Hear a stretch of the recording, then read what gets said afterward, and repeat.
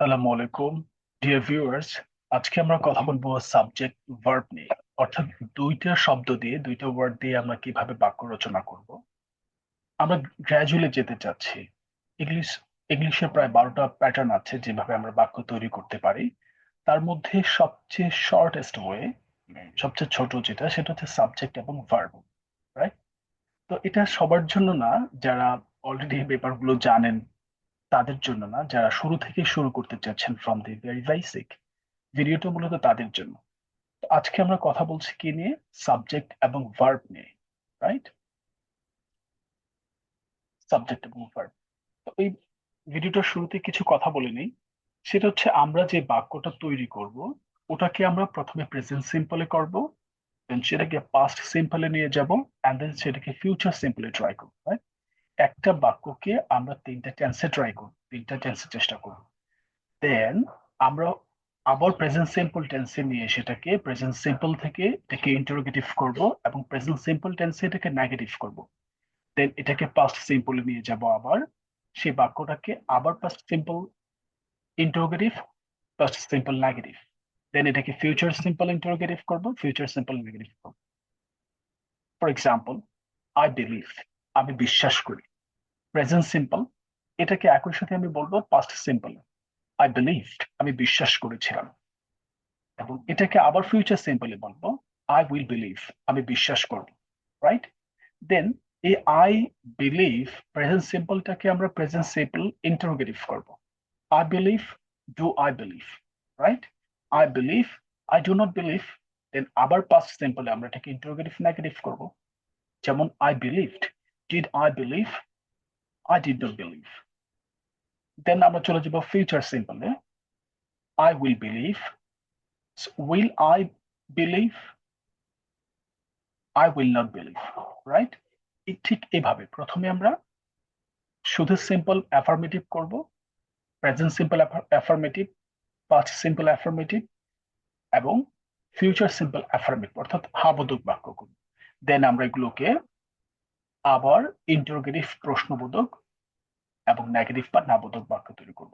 এবং সর্বশেষ যেটা করব, আমরা শুধু এই বাক্যগুলোর বাংলা অনুবাদ দেখে দেখে ইংলিশে ট্রান্সলেট করব, এবং ট্রান্সলেট করে আবার এটাকে প্রেজেন্ট সিম্পল থেকে পাস্ট সিম্পল, পাস্ট সিম্পল থেকে ফিউচার সিম্পল, রাইট? আবার পাস্ট প্রেজেন্ট সিম্পল এসে present simple interrogative, present simple negative, past simple interrogative, past simple negative, future simple interrogative, future simple negative. এইভাবে আমরা করব। আজকে আমরা সর্বোচ্চ আহ, 15 থেকে 16টা ওয়ার্ড নিয়ে কাজ করবো ইনশাআল্লাহ। আর আপনাদের এই চার্টের কথা আমি একটা ভিডিওতে বলেছিলাম যে এই যে সাবজেক্ট গুলো দেওয়া আছে, এই সাবজেক্ট গুলো যদি আপনারা প্র্যাকটিস করেন, তাহলে যে কোনো সাবজেক্টে কথা বলতে পারবেন। কারণ এখানে first person singular, first person plural, second person singular এবং second person plural, third person singular, third person plural, সবগুলো দেওয়া আছে, রাইট? তো এই, যেমন এই চার্টটাতে সবগুলো দেওয়া আছে। এগুলো দিয়ে আমরা আজকে এক্সাম্পল গুলো ট্রাই করবো। ওকে, এই যে সাবজেক্ট গুলো এখানে নেওয়া হয়েছে, এই সাবজেক্ট গুলো দিয়ে আমরা সবগুলো ট্রাই করবো। ওকে, লেটস মুভ। দেখেন এখানে আছে কি? Present simple. আই রান, আমি দৌড়াই। আই রিড, আমি পড়ি। ইউ ইট, তুমি খাও। ইউ রাইট, তুমি লিখো। হি সিংস, সে গান গায়। হি স্লিপস, সে ঘুমায়।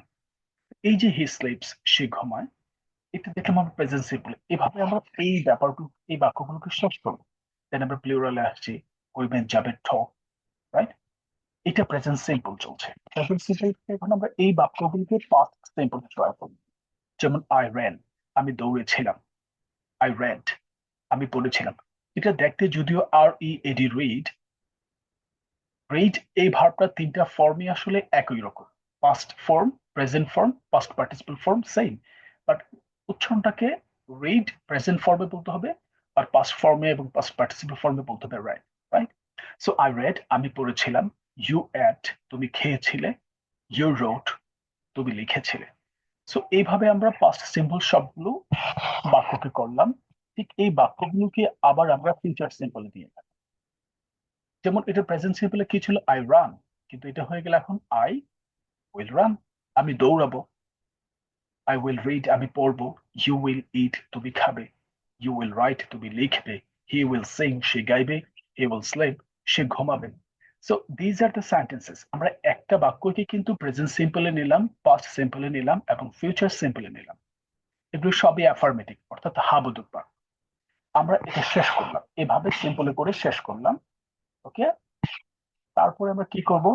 এই যে দেখেন, এখানে প্রেজেন্ট সিম্পল, এখানে কিন্তু বাংলা কোনো অর্থ দেয় না, রাইট? আপনারা আরেকবার পুরোটাকে ট্রাই করবেন বাংলা অর্থ না দেখে। ওকে, তাইলে এটা করতে পারেন। আবার যে পাস্ট সিম্পলটা বাংলা অর্থ ছাড়া দেওয়া আছে, এই যে এখানে ফিউচার সিম্পল বাংলা মিনিং নেই। দেন আমরা এখন চলে যাব ইন্টারোগেটিভ, রাইট? আমরা তো অ্যাফার্মেটিভ করলাম, এই যে দেখেন প্রেজেন্ট সিম্পলের ইন্টারোগেটিভ। ডু আই রান, তাহলে এটা কি ছিল মূল বাক্যটা? মূল বাক্যটা কিন্তু ছিল আই উইল রান, রাইট? তো I will run, sorry I run, এটা হয়ে গেল do I run. I read, do I read. You eat, do you eat. You write, do you write. He sings, does he sing. দেখেন এখানে কিন্তু sings এর star নাই, তাই না? এই যে ডাজ চলে আসছে, এই জন্য স্টার থাকে না। কোনো বাক্যে যদি ডু এবং ডাজ অক্সিলারি ভার্ব হিসেবে বসে, তাহলে অবশ্যই তার পরের ভার্বটাকে বেস ফর্মে লিখতে হবে। বেস ফর্ম, এই যে এখানটা, এটাকে আমরা বেস ফর্মে লিখেছি, রাইট? তাহলে আমরা প্রেজেন্ট সিম্পলের ইন্টারোগেটিভটা করলাম, এই যে প্রেজেন্ট সিম্পলের ইন্টারোগেটিভ, প্রেজেন্ট সিম্পলের ইন্টারোগেটিভ। দেন আমরা প্রেজেন্ট সিম্পলের নেগেটিভটা করলাম। I do not run, I do not read, you do not eat, you do not write, he does not sing, right? He does not sleep. এভাবে আমরা এটাকে এবার কি করলাম, ইন্টারোগেটিভের পরে নেগেটিভ করে ফেলি। প্রেজেন্ট সিম্পল ইন্টারোগেটিভ এবং প্রেজেন্ট সিম্পলের নেগেটিভ।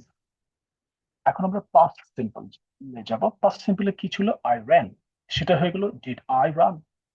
এই যে বললাম না যে ডু, ডাজ এবং ডিড যদি কোনো বাক্যে অক্সিলারি হিসেবে বসে, অবশ্যই মেইন ভার্বটা বেস ফর্মে বসবে, তারপরে ভার্বটা বেস ফর্মে বসবে। এটা কিন্তু আর রেন নাই, রান হয়ে গেছে, রাইট? ঠিক একইভাবে এই যে ডিড হি সিং, এটা কিন্তু সিং হয়ে গেছে। এটা ছিল অ্যাট, ডিড ইউ ইট হয়ে গেল এখন। এটা ছিল রোট, ইউ রোট, এটা হয়ে গেল did you write. Clear? So এটা আমরা ইন্টারোগেটিভ করলাম পাস্ট সিম্পলের। এখন আমরা পাস্ট সিম্পলের নেগেটিভটা করব। I did not run, I did not read, you did not eat, you did not write. This way আমরা সবগুলো বাক্যকে শেষ করব, রাইট? প্র্যাকটিস করে আমরা ফিউচার সিম্পলের ইন্টারোগেটিভে চলে যাব। উইল আই রান, বাক্যটা ছিল আই উইল রান, সেটা হয়ে গেল উইল আই রান। অক্সিলারি ভার্বটাকে শুধু সামনে আনলে হবে। উইল আই রিড, বাক্যটা ছিল I read. I will read, so সেটা হয়ে গেল উইল আই রিড। মূল বাক্য ছিল ইউ উইল ইট, এটা হয়ে গেল উইল ইউ ইট। সো এইভাবে আমরা ফিউচার সিম্পল ইন্টারোগেটিভ শেষ করলাম। দেন আমরা চলে যাবো ফিউচার সিম্পল নেগেটিভ। একই বাক্যগুলো কিন্তু আমরা করলাম, future simple, future simple interrogative, future simple negative, তাই না? এই তো আমরা নেগেটিভ করলাম। তো এই ছিল আমাদের মূল কাজ। এখন এটা প্র্যাকটিস করার পরে আপনি এখন আর ইংলিশ বাক্যগুলো দেখবেন না, এখন বাংলা বাক্য দেখে আপনি ট্রান্সলেট করে সেটা বলার চেষ্টা করবেন। যেমন আমি দৌড়াই, এটা কোন টেন্সে আছে?